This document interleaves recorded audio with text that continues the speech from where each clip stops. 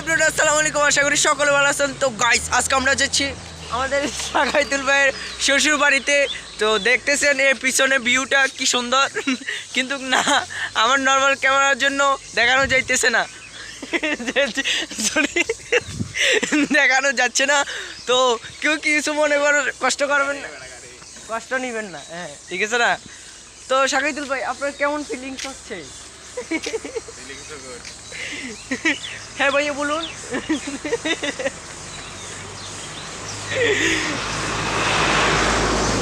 তো গাইস, উনি কিছু বলতেছে না, মুখে প্রকাশ করতে পারতেছেন না যে কি করেও কতটা খুশি উনি। আচ্ছা, মনের ভাষা মুখে বলতেছে না, হ্যাঁ ঠিক আছে না।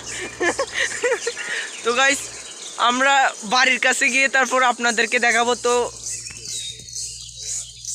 হ্যাঁ